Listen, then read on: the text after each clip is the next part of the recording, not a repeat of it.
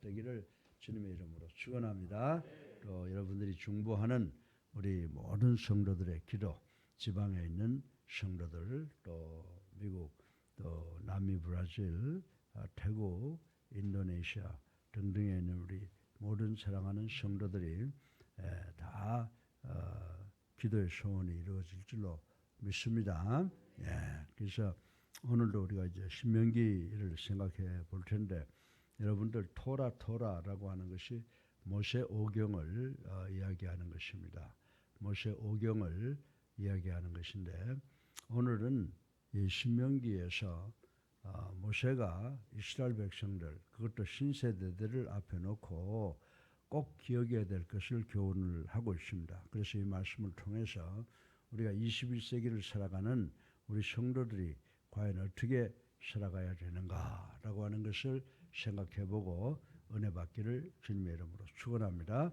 특별히 이 말씀을 통해서 해외에 있는 우리 사랑하는 성도들 많이 은혜 받기를 바라고, 또 우리가 수요일마다 모여서 중보할 때마다 우리 브라질, LA, 달라스, 시카고, 시애틀, 노스캐롤라이나, 애틀란타 등등에 있는 우리 태국, 또 인도네시아 이렇게 있는 우리 성도들 다 말씀 속에서 하나님마다 복된 그런 삶을 사시기를 우리 모두가 다 함께 기도하고 꼭 이루어지기를 주님의 이름으로 축원합니다.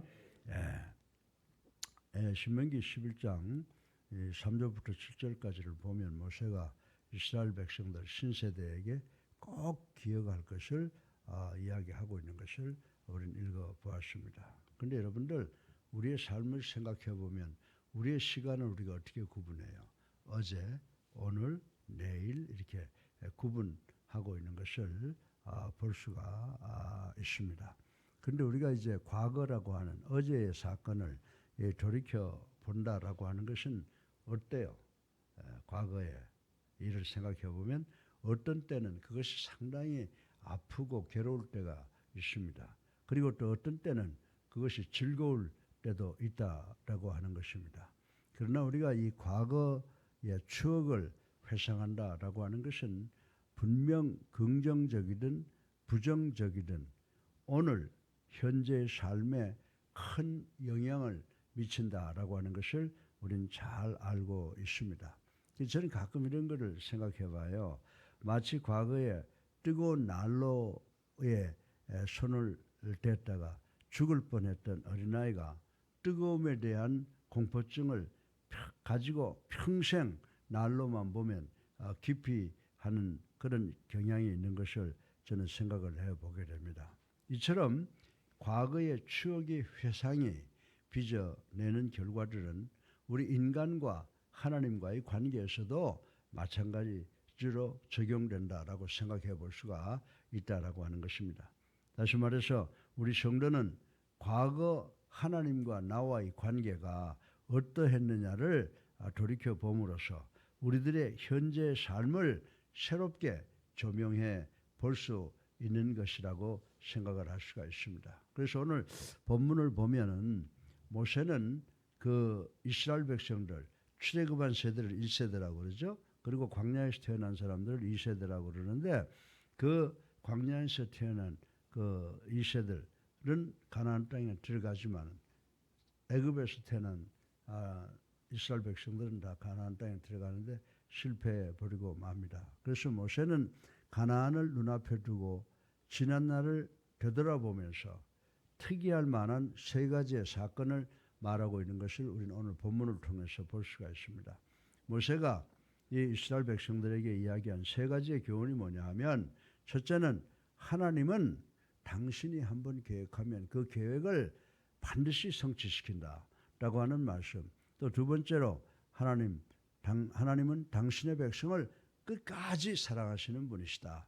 또 세 번째로 하나님은 범죄한 자를 미워하시고 반드시 범죄를 응징하시는 분이시다라고 하는 이 세 가지의 말씀을 전하고 있는 것을 우리는 볼 수가 있습니다. 이제 모세가 왜 이 세 가지의 사건을 이스라엘 백성들에게 기억하기를 원했는지라고 하는 것을 생각해보고, 또한 3,000여년 전에 모세가 했던 그 말과 그 사건이 21세기를 살아가는 우리 성도들에게 어떤 의미가 있는지 살펴보고 은혜 받는 시간 되기를 주님의 이름으로 축원합니다. 첫째로 모세는 이스라엘 백성들에게 무엇을 기억하라고 했습니까? 첫째로 모세는 이스라엘 백성들에게 하나님께서는 당신이 계획한 것은 너희들의 형편이 어떻게 변하든지 간에 반드시 성취시키는 분이심을 기억하라 라고 권면을 하고 있습니다. 그래서 오늘 본문 3절을 보면 모세는 먼저 출애굽 사건을 상기시키고 있다고 하는 것을 생각해 볼 수가 있습니다. 3절 말씀에 뭐라고 그러셨어요? 애굽에서 그 왕 바로와 그 전국에 행하신 이적과 기사를 기억하라 라고 말했습니다. 다시 말해서 모세가 이스라엘 백성들에게 한 이야기는 하나님께서 모세를 통해서 초자연적인 10가지의 재앙을 통해서 이스라엘 백성을 애굽에서 해방시킨 사건을 기억하라고 말씀을 하고 있는 것입니다. 사랑하는 성도 여러분, 그렇다면 이 사건은 과연 무엇을 의미하는 것인가를 한번 깊이 생각해 보시기 바랍니다. 모세가 이스라엘 백성들에게 너희들이 애굽에서 고생할 때 하나님께서 모세를 통해서 이스라엘 백성들에게 10가지 재앙을 주시고 결국 너희들을 해방시켰다라고 하는 이 사건을 기억하게 하신 배후에 있는 그 의미가 무엇이냐라고 하는 것입니다. 여기서 모세가 이야기하고 싶은 것은 하나님의 계획, 하나님이 한번 생각을 하시고 계획하시는 이 하나님의 계획은 절대로 변하지 않는다는 거예요. 불변성이다라고 하는 것을 말씀하고 있다라고 말씀을 드릴 수가 있는 것입니다. 그래서 이 사건보다 전으로 돌아가서 보면 창세기 15장의 사건이 하나 있는데 창세기 15장 13절로 21절에 보면 하나님께서는 그 옛날 아브라함과 더불어 맺었던 언약이 있습니다. 그 언약이 뭐냐면 하나님께서 이스라엘 백성 아브라함에게 이스라엘 백성들로 하여금 이방인 그리고 이방 나라에게 400여 년 동안 종노릇하게 하시겠다는 말씀을 하신 것입니다. 그러나 내가 너희들이 섬기는 나라를 완전히 징벌할 것이며 그 후에 내 자손들이 많은 재물을 가지고 나오게 할 것이다 라고 언약을 했다고 하는 말씀이 기록되어 있습니다. 그런데 하나님께서는 이스라엘 백성들의 그 어떤 상황과도 관계없이 하나님께서는 당신이 언약한 그 약속을 기필코 이루셨던 분이라고 하는 것을 우리는 이 성경 말씀을 통해서 알 수가 있는 것입니다. 실로 하나님은 당신의 약속하신 바를 기어코 이뤄내시고 마는 신실하신 분이시다라고 하는 것을 우리가 기억을 해야 되는 줄로 믿으시기 바랍니다. 물론 어떤 경우에 있어서도 피조물의 조건에 의존하지는 않습니다. 하나님께서 계획을 시작하면은 어떤 주변 여건이나 그 피조물들이 어떤 상황 속에 있다라고 해서 당신의 계획을 바꾸시는 분이 아니시다라고 하는 것입니다. 그래서 어떤 경우에서도 피조물의 조건에 의존하지 않는 분이시다라고 하는 것을 성경이 우리에게 누누이 가르쳐주고 있다는 것을 우리는 알아야 된다고 하는 것입니다. 따라서 하나님께서 계획하신 일은 반드시 성취된다라고 하는 것을 우리는 알아야 되는 줄로 믿으시기 바랍니다. 우리가 세상 일을 예로 들려고 하면 정말 한도 끝도 없다라고 하는 것입니다. 그러나 여러분들 요나서를 보세요. 요나서 1장을 보면 하나님께서 누구를 시켰어요? 요나를 시켜서 니느웨를 구원하라고 명령하셨는데 요나가 굉장히 민족주의적인 사람이에요. 그래서 어떻게 저 죄인들을 구원을 시킵니까? 난 못합니다. 그리고 니느웨로 가는 게 아니라 다시스로 가는 배를 탔죠. 그때 하나님께서 그냥 두셨어요? 어떻게 하셨어요? 태풍을 통해서 배를 요동치게 하니까 전부 다들 뭐 짐도 던지고 뭐 난리를 부렸는데 거기서 하나님의 종 요나가 고백하잖아요. 내가 하나님의 명령을 불순종해서 지금 하나님께서 주신 징계니 나를 바닷속에 집어던져라. 그래서 그 배에 있던 사람들이 요나를 바닷속에 집어던지니까 하나님께서 뭘 예비하셨어요? 고래를 예비하셨다가 받아서 그 뱃속에서 회개할 때 하나님께서 그 고래로 하여금 요나를 해변가에 토해놓게 하시고 요나가 회개하고 니느웨로 돌아와서 니느웨를 구원한 사실이 기록되어 있는 것을 우리는 알 수가 있습니다. 그래서 성경을 통한 이 사건, 성경을 통해서 우리에게 보여주신 이 사건을 보고 우리가 느낄 수 있는 것을 보냐면 하나님께서는 불충했던 요나의 상황을 극복하시고 끝내 당신의 목적을 이루시는 것을 우리는 요나서 1장을 통해서 볼 수가 있게 되는 것입니다. 또 마찬가지로 하나님께서는 복음을 전하겠다라고 하는 것을 계획하셨잖아요. 그래서 그 복음을 전파하시기 위해서 하나님은 당시 유대적 상황을 극복하셨어요. 그래서 당신에게 가장 반발하는 당신의 백성들을 죽이기 혈한 일에 있는 누구를 들어서 교회를 가장 핍박하는 바울을 들어서 자기의 도구로 삼고 복음 전하는 일에 사용하셨다라고 하는 것을 우리는 잘 알고 있는 것입니다.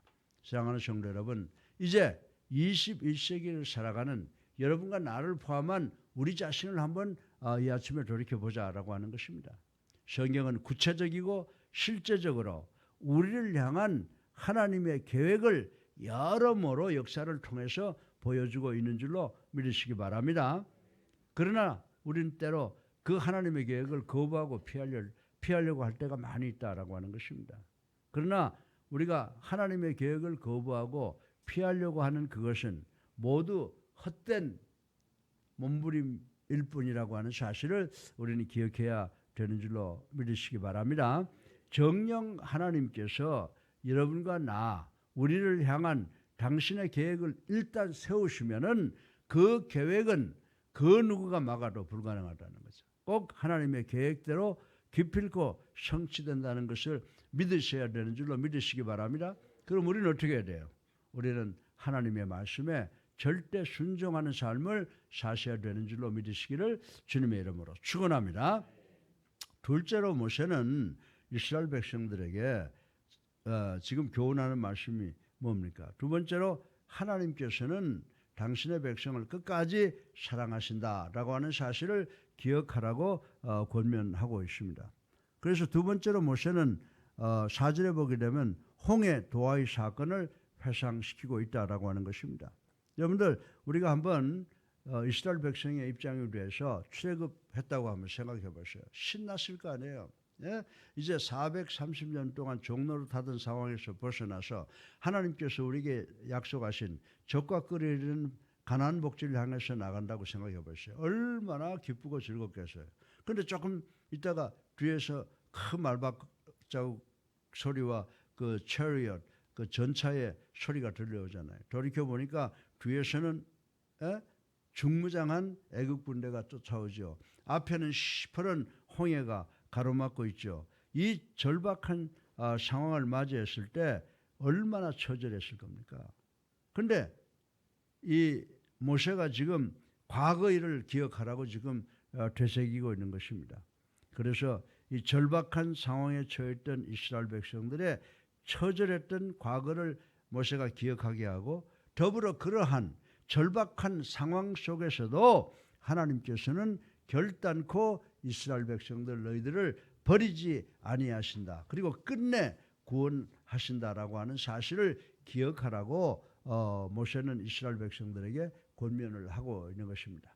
사랑하는 성도 여러분, 정녕 이스라엘 백성들은 이 사건을 기억하면서 하나님께서 당신의 백성을 끝까지 사랑하시는 그 놀라운 사실을 아마 재확인할 수 있었을 것이라고 추측을 할 수가 있는 것입니다. 사랑하는 성도 여러분, 그러면 21세기를 살아가는 우리는 어떻습니까? 하나님께서 우리를 누구로 취급해 주세요? 우리를 언약의 백성으로 취급해 주시는 겁니다. 믿으시면 아멘 하세요. 하나님께서는 언약의 백성인 우리 그리스도인들도 사랑하시는 줄로 믿으시기 바랍니다. 하나님께서는 당신의 언약 백성, 우리 그리스도인들을 결코 절망과 좌절 가운데 버려두지 않는다는 사실을 오늘 이 말씀을 통해서 우리는 깨달아야 되는 줄로 믿으시기 바랍니다. 우리가 구약 성경으로 돌아가 보면요, 우리가 하갈의 경우를 볼 수가 있어요. 하갈이 가진 아기는 아브라함의 적자애 아니에요. 아니지 않습니까? 근데 하갈이 그 이스마엘을 품에 안고 광야에서 살기 위해서 몸부림칠 때 하나님께서 그 하갈의 음성을 들으셨다고 창세기 21장 17절에 기록이 되어 있습니다. 그 여러분들도 사사기 16장 28절에 보면 그 죄 속에서 뒹굴던 삼손이 회개했지 않습니까? 그래서 회개한 삼손의 마지막 강구를 들으신 사건이 기록되어 있습니다. 그리고 사무엘 1장에 보면은 한나의 기도를 들으신 바로 그 하나님을 우리는 볼 수가 있다라고 하는 것입니다. 바로 그 하나님이 여러분들 하갈의 기도를 들으셨던 하나님, 그리고 삼손의 기도를 들으셨던 그 하나님, 그리고 한나의 기도를 들으셨던 그 하나님이 바로 21세기를 살아가는 우리의 하나님이라고 하는 사실을 확실하게 믿는 우리가 되어야 될 줄로 믿으시기를 주님의 이름으로 축원합니다. 갈라디아서 2장 20절에 보면 실로 하나님께서는 우리 같은 죄인을 사랑하셔서 당신의 독생성자 예수 그리스도를 죽음에 내어주시기까지 당신 백성 우리를 사랑하셨다라고 하는 것입니다. 그렇다면 우리가 어찌 이 세상을 두려워할 수 있겠느냐라고 하는 것입니다. 그 무엇보다도 우리를 하나님의 사랑으로부터 끊을 수 있는 힘은 아무데도 없다라고 하는 것을 생각하시고, 우리가 살고 있는 이 세상이 아무리 어렵고 힘들고 두렵다고 하더라도 하나님 한 분만 붙잡고 나가시면 사랑의 하나님이 우리를 구원하시고 우리를 복되게 하시고 우리를 승리하게 하시는 줄로 믿으시기를 주님의 이름으로 축원합니다. 세 번째로 마지막으로 모세는 이스라엘 백성들에게 하나님께서는 범죄한 자를 반드시 응징하신다라고 하는 사실을 기억하라고 말씀을 하고 있습니다. 그래서 오늘 본문의 마지막으로 모세는 민수기 16장에 있는 말씀을 들어서 이야기를 하고 있습니다. 고라 일당의 반란 사건을 상기시키고 있는 것이 6절의 말씀이라고 하는 것입니다. 정녕 이 사건은 하나님의 권위에 도전하던 자의 생명과 재산이 이 모든 땅속에 삼키운 바 된 무서운 심판의 사건이라고 하는 것을 우리는 잘 알고 있습니다. 그러면 모세는 왜 이 사건을 기억하라고 했을까요? 그것은 하나님께서 분명히 당신 백성을 사랑하신다는 것을 주입시키고, 그러나 사랑하시지만 범죄하는 자는 싫어하심을 기억하라 라고 말씀을 하고 있습니다. 여러분들, 우리가 세상을 살면서 많은 죄를 저지를 수가 있어요. 회개하면 용서받아요. 그러나 우상을 섬긴다든지 적 그리스도의 짓은 하지 말아야 되는 줄로 믿으시기를 주님의 이름으로 축원합니다.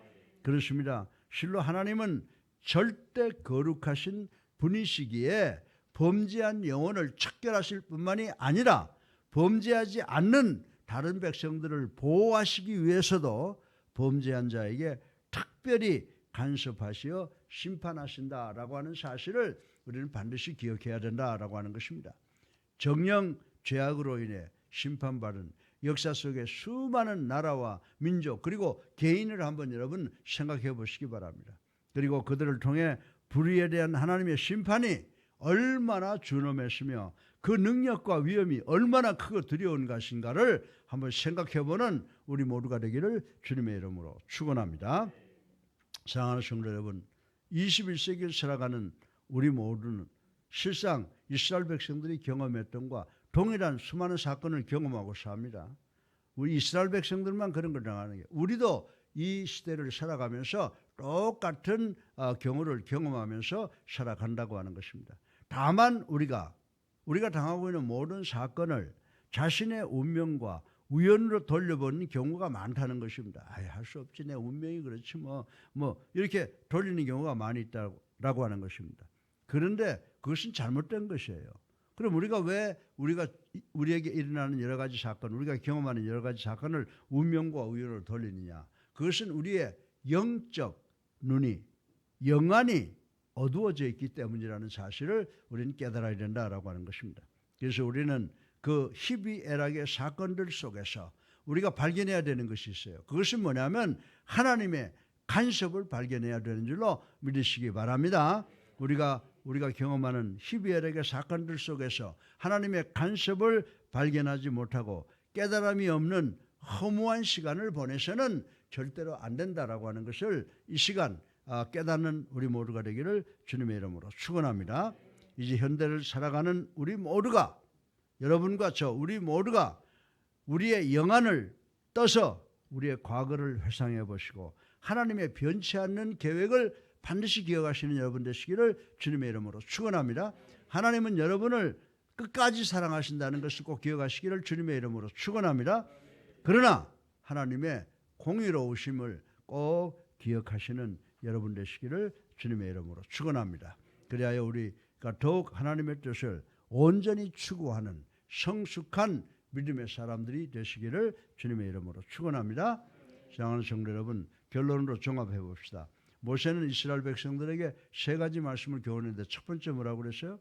하나님은 당신의 계획을 반드시 성취시키는 분이시다. 두 번째, 하나님은 자기의 백성을 끝까지 사랑하시는 분이시다. 세 번째, 하나님은 심판하시는 분이시다. 공의로운 분이시다. 이것을 21세기를 살아가는 우리에게 적용하시는 우리가 되기를 바랍니다. 우리 하나님은 어떤 분이에요?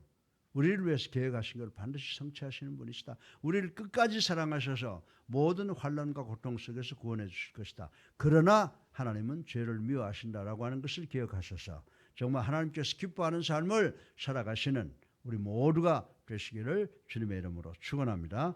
살아계셔서 우리의 삶을 주관하시는 만복의 근원이 되신 아버지, 오늘 우리가 이 말씀을 통해서 하나님의 계획을 반드시 성취된다는 것을 믿고 순종하는 저희들 되게 하여 주시옵시고, 하나님은 당신의 백성을 끝까지 사랑하신다는 것을 믿고 이 세상에서 어떠한 어려움과 고통도 이길 수 있도록 도와 주시옵소서.